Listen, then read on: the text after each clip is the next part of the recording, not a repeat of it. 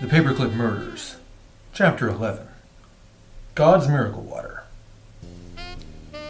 My nerves had been shot after that chance encounter with one of Satan's retarded children, i.e. the aforementioned clown, and I needed to think on a lot of things that didn't have anything to do with bulbous red noses and weeping men. So I did what I usually do when I needed to drown my troubles in a gallon of vodka. I headed to Buster's. Buster was an old Hungarian guy who happened to look a lot like the old Keaton comedian, and the nickname stuck. He'd also worked for a mob at one point, and he was known for breaking a guy's left arm with a hammer if he owed Buster money. So I guess he got a double moniker. Buster and I went back a ways, and we weren't always on the friendliest of terms, but I helped him steer clear of a couple of warrants, and in return he agreed to not try and throw me out of his bar every time I showed up for a nightcap. I deposited myself on the dimly lit table at the back of the dimly lit joint, poked a finger in the air in the direction of the serving girl, and waited. Her name was Carrie, or Jenny, or Sally, or some such thing. But to me, because of her squeak and her accent, she was always Brooklyn. Brooklyn walked up to the table like most exotic dancers approach a stage, snapping gum in her mouth with staccato cracks that left my frayed nerves jumping from gunshot to gunshot. "What'll it be, doll?" she asked, one thick eyelash fluttering at me, and I ordered my usual gin and tonic with a shooter of old Overholt rye before I stopped and made it a double.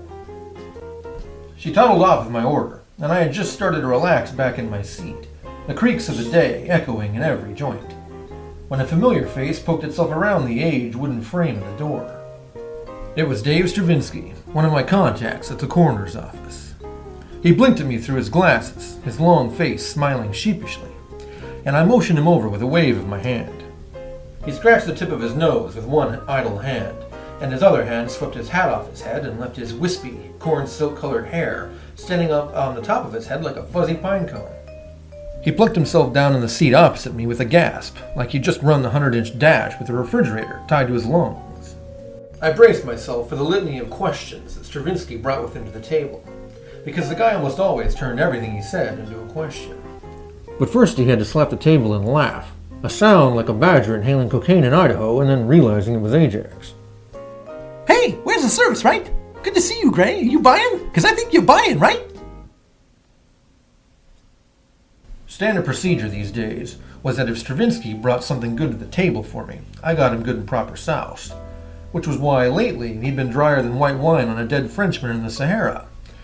But here he was, grinning like an idiot, his fingers tapping on the table, like a deaf kid trying to keep time with a jazz band. And I frowned, because this was going to cost me. "What do you got for me, Dave?" I asked, and released the floodgates as he burbled forth in all his wordy glory.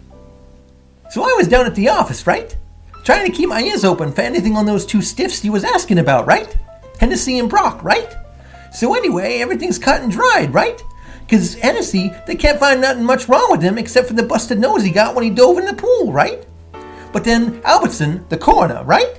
He goes and he sees something weird about Hennessy's insides, so he starts digging deeper, right? So to speak." My hands were imagining a nice new Stravinsky neck to strangle for Christmas.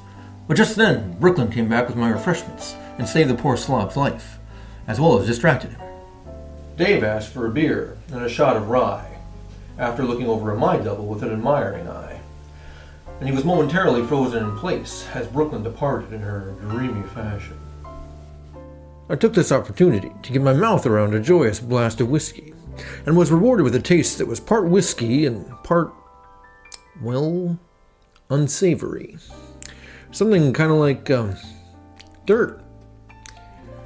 I peered into the bottom of my glass, and was annoyed to see that there was indeed what appeared to be a little clump of dirt. It had muddied up the liquor to some degree, and while I was not about to throw away God's miracle water, I felt that this deserved some sort of explanation.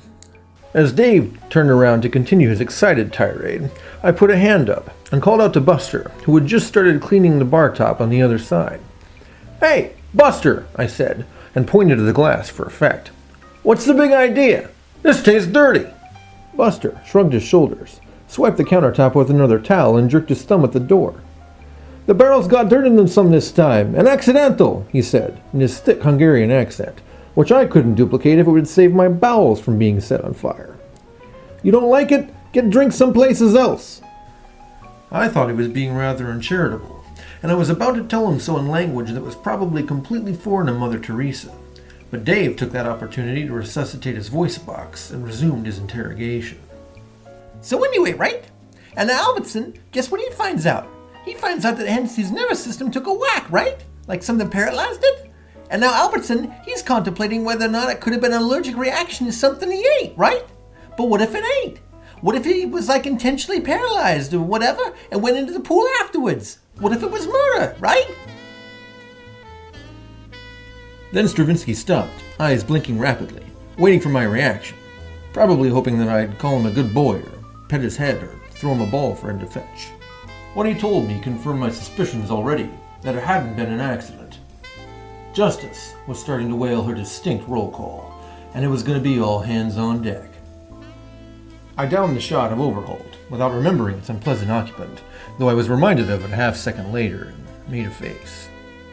Brooklyn plunked down Dave's order, and he snatched up the shot eagerly, raising his glass to toast me even as I was putting mine down. Dave, I said, a millisecond too late to ready him for the unpleasant aftertaste he was going to have as he dumped a sailor down the chute. There's mud in your eye.